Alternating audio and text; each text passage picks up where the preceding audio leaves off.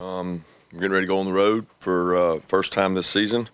Road SEC tests are always difficult. There's no way around it. I think any conference, when you go on the road in it, it's always a test of focus, patience, endurance, composure, all the qualities you need to be a good team. So we get our first one going to Auburn. Got a lot of respect for Hugh and the job he's done everywhere he's been. He's really been successful. He's very bright. He does a great job with his team, and they're playing really, really hard right now. And got a lot of guys in, transfers in that have added to their depth, and they're doing a really good job, playing extremely hard. And I know the environment we'll be going into will be extremely tough. So, Coach, when we spoke to you last week about crowd noise, you mentioned simplifying the game plan just a little bit offensively to avoid some of those issues. What does that look like? really don't know. I think that's depends on the level of maybe experience you have, how you choose to use your offense. I think everybody's different, so we'll put a plan together and do the best job we can. Based on what you've seen and you know about Carson Beck, how do you feel about his ability to handle his first SEC road start? I think that's something that we're going to find out. I don't think you know. I think he's been through some ups and downs. He's certainly been against good defenses like Auburn has. He goes against our guys. So it's different when it's live. So you got to find out how he responds to that. And I'm very confident in Carson's ability to communicate, to understand things. He's been in our system. You only get good at these situational football things by playing football for a long time, and he's been with us for a while doing it. It's his first chance to do it, on the road. Auburn uses both their quarterbacks and in the run game. Just what are your thoughts on Thorne and Robbie Ashford, and how do you deal with both of them? Well, they're both really good athletes. I don't think people give Peyton Thorne enough credit for his athleticism and quickness. Now, obviously, you talk about Robbie, you're talking about a different kind of athlete. This guy's as fast as anybody we've ever played against with size and a strong arm. So they do a good job of using, number one, their backs run extremely hard, extremely physical and tough and are hard to tackle. Then you combine that with the quarterback run, and it creates a lot of eye candy, a lot of misdirection. They do a really good job. Maybe Hugh always has done a good job of that. Kirby, it's been, 7 years since you've gone up against Hugh. How similar is what they're doing this year to what he was doing back then when he was at Ole Miss, especially offensively? I think that people evolve. They've evolved. They've evolved in protection. They've evolved in route structure. He has, he's not the same staff he had. Now, Hugh doesn't do everything, so he's got a staff that he puts in charge of doing things, and they've gone out and added some wrinkles. There are qualities and traits of his DNA, his offense from years ago that are still a part of this, but there's things that have been added, just like defensively we've added things throughout the years too.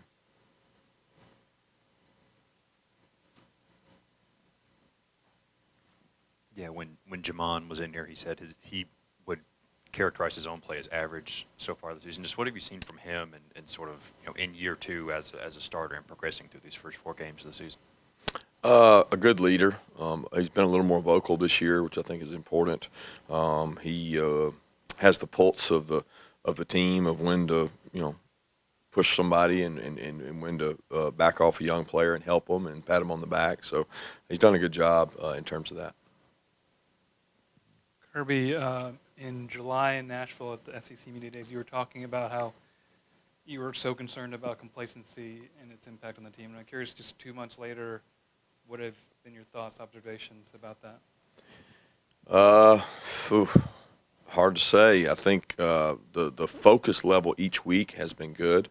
The results always haven't, but the preparation is what's more important to me. Like, I actually put a lot of value on Monday to Friday, mental makeup, disposition, practice habits, improvement. We've repeatedly said we want to be elite at getting better, and I've really been pleased with the progress that we've made. So that makes me feel comfortable that there's no complacency there. Kirby, I know you've talked about Ladd's situation as frustrating. What is it that you need to see to be able to say, hey, we feel confident in him going out there on Saturday? Well, he's got to practice. He's got to be able to practice, and that's a big part of it. And he's going to be able to come back to practice this week, and we're going to be able to do some more things with him. How he does in those things will determine whether or not he's able to play. We had a kind of a 2-week advised shutdown. He's done that, and we're expecting him to be able to go out there today and do some things, but non-contact early in the week and try to move to that. Kirby, I wonder if you can help break the tie for me. I asked Pop about Brock's patented stiff arm, and he says Brock's too smart to try that in practice on the linebacking crew. Brock says he'd love to do it, but he can't get close to the linebackers. What's your take on who wins those Brock versus your linebacking battles in practice? We don't have a lot of Brock versus linebacker battles. I mean, most of the battles, there's no stiff arm because he's usually caught the ball and run away from them when they're on him. There's not an opportunity to. So maybe a run after catch type deal, screen or something like that. But Brock's stiff arm's pretty strong. I mean, I saw that firsthand. Coach, I believe they've been using Robbie Ashford as more of a red zone threat, or Hugh Freeze at least mentioned a red zone package for him. What would be the advantages of having an athletic quarterback down in the red zone? Yeah, extending plays. It's an extra element. In the red zone, every defense has an extra hat because nobody has to back up and play deep anymore. So it becomes really tough to get the ball in the red area in our league, and Robbie gives you that dimension. I mean, he is elite at the plays they do with him down there. They're really hard to defend because there's so many options to it. They got good runners, they got good people to block, and then you add him to it, and the fact he can throw, it makes for a difficult situation down there. They do a good job with his package. Yeah, you mentioned the eye candy and stuff that Auburn creates. Just how critical is it going to be for, especially the younger inside linebackers like C.J. Allen, Jalen Walker, guys who maybe haven't seen that kind of Auburn offense before to stay disciplined against them on Saturday? It's very important. It's very important every game they have disciplined eyes.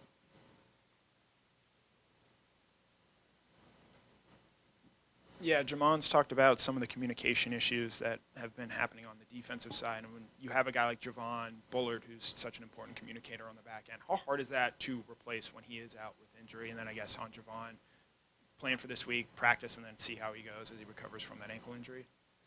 Yeah, we think he's going to be able to do more, hoping to get him back. No more if he gets more done today and tomorrow. If he's able to practice any, we'll obviously know more. But I don't feel any communication issues as a result of Javon because Dan is really bright.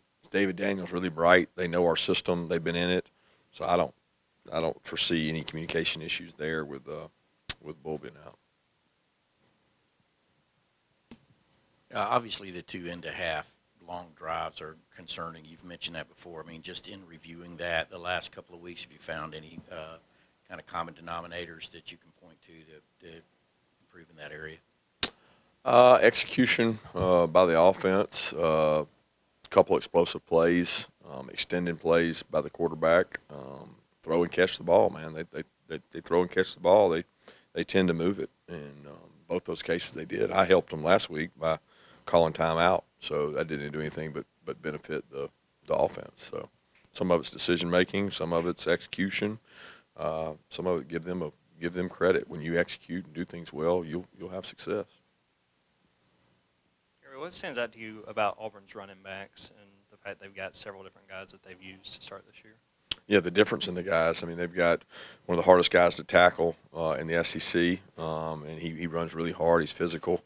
They've got fast backs. They've got elusive backs, downhill backs. I mean, they do a good job. It's like by committee, and they got several guys that have done really well. Kirby, you've been at Auburn as a player, an assistant, a head coach. You spoke about that a little bit Saturday night. Could you elaborate on what makes different road environments unique to themselves? I think they're more similar than unique. I would have a hard time, pinpointing differences other than they're all loud as hell in our conference, and they do a great job. I mean, we went to Missouri last year, and I thought it was as loud as anything at night. The environment was really loud, and it's not even an enclosed stadium. and this stadium is enclosed, and it's similar to ours. People have always said there's a similarity between the look of theirs and ours, but it's extremely loud. I mean, I don't know how to differentiate, one school to another because they're just loud. All their fans are passionate. It's a very similar environment. Coach, you mentioned helping them out with that 2-minute timeout. I'm assuming that was because you guys wanted to get the ball back or get a 2-minute possession right there before the half. Is that one of those examples of a coaching decision that you might second guess only because it didn't result in a positive result? Sure. I mean, you second guess every decision, whether it works or not. So you can make the wrong decision and it work out good, and it's still the wrong decision. And you can make the right decision and it come out wrong, and I still think it's the right decision. So it's just a matter of philosophically what you believe in, and I want to be aggressive and always try to get the ball back for our team and show confidence in the players that we're going to stop. Brock and Jamon said you blew the speakers last week. Is that, first, have you gotten replacement ones in? And is that something that you do, not just for road games but home games as well, work on that crowd noise aspect? We use crowd noise year-round. We use it in spring. It's a great change-up. Coaches can't coach the players. They don't necessarily like it because people get a headache, but we've done it since the first day of practice this camp. We did it 4 practices in the spring. We do it all the time. It doesn't matter, though, because the crowd noise doesn't always create the anxiety, so you can't simulate that. You simulate the communication it requires, and we play at home in one of the loudest stadiums in the country, so our defense has to communicate during it. So I like doing it both ways, and it makes players – you find out what they know when nobody's out there yelling and screaming at them, so it's important. But we got the speakers fixed. I don't think they blew because of us, but it may have just been old age. Kirby, Ron Roberts has been really creative in how they bring pressure, sort of disguising it and trying to make it hard for offenses. What is that challenge that this Auburn defense presents in that way to your offensive line, and just knowing where the pressure's coming from and how to pick it up? Yeah, you don't necessarily know where it's coming from. That's what good defenses do. So when you don't know, you got assignments, right? So I got my guy, I got this guy, and if we don't got that guy, then the quarterback better know it, and everybody else needs to know that too. So, there's only so many you can bring, and there's lots of them you can drop. And we like to think we do a lot to our quarterback off season and things like that year-round here with our defense, but it's much tougher when you go against somebody that maybe you don't traditionally play against. He does a tremendous job of exactly what you're talking about. So it's important to know your rules and know where your strengths and know where your weaknesses are. Kirby, I want to ask for an update on Michael Williams and Ty Ingram-Dawkins at that defensive end position, and how did Gabe Harris kind of perform whenever, that increased opportunity this past Saturday? Yeah, I don't know that Gabe played a whole lot more. He did get an earlier opportunity, I felt like, and he's coming along really well. He's developing. He's getting better each week and getting more and more opportunities due to the injuries. But I'm hopeful that Gabe continues to grow. I mean, he's a guy that we're repping him a lot during practice. We're giving him a lot of extra work, trying to speed up what that process is because of the injuries we've had. Ty is coming into his 4th week, I think. And, again, we don't know how long it's going to take. Don't expect him back this week. Michael, we're hopeful to get back if he's over the sickness. Kirby, after watching the tape, how do you think Dylan Fairchild and Xavier Thomas graded out in their new roles? Well, they did a good job. They've played very consistent throughout the year. Both of them have. Dylan obviously has played same spot most of the time. Truss has played multiple spots, and some things they can do better and clean up confidence-wise, but I think they're getting better. They understand where their help is, what we're trying to do on certain plays, and the only way you get used to that is to keep playing, and they've done that. You mentioned wanting to be elite at getting better. As far as just the play on the field, would you say that is elite? And if not, how close or far do you think that is? I don't really judge it that way. I don't think that answers your question, but I'm looking at the progress, and I'm looking at how much we improve each week through our practices, because the game is such a small vision of what we see. And we put so much value in the prep, the walkthrough, the reps, the good on good, the opportunity periods where we get younger player snaps. I mean, I put so much into that I've been very pleased at the progression we've had in that. As far as the field goes, it's so small that every test is another chance. It's like these little small chapters, and we're going into chapter, 5, I guess? So we're going into chapter 5 and got to see how we do. Coach, just to follow up on Xavier Truss, is he the first football player you've ever recruited from Rhode Island? And is there any stories you remember about watching that level of football, or that kind of football, I should say? Yeah, he is the first one that I've recruited from Rhode Island. He takes a lot of pride in that area, and he always defends high school football up there, although I don't know why he tries to defend it, but especially in this neck of the woods. But he vehemently declares that they have great high school football in the state, and that he's a product of that. And he always reminds us of the other kids that have come out of that area that have made it and played at big schools. But nothing really sticks out about the recruitment. Beautiful family, mom, dad, sisters, and I enjoyed going up there to visit them. Kirby, curious what you've seen from this defense in run stopping, not just the up the middle stuff, but the ability of the defense as a whole to be swarming to the ball. We talking about our defense or their defense? Yeah, I think it's been really good in spurts, and it's been really poor in spurts. I think that's a common theme, is that the consistency in performance, and like it's not game by game, it's sometimes series by series. And we have had the fortune of playing a lot of players, so that's good. You gain depth doing that. We've played really dominant at times, sometimes against inferior opponents. And then we've had, look, there's nobody. Our standard of defense here is so high that what we consider good play versus other people, it may be viewed different. I mean, we play against good thrower and good pass catchers. You're going to give up some plays, man. You got to accept that. But it's how you respond to those that's more important. So our swarm to the ball, I think, has been good. I like how our guys fly around. I love how they play. I love the passion they play with.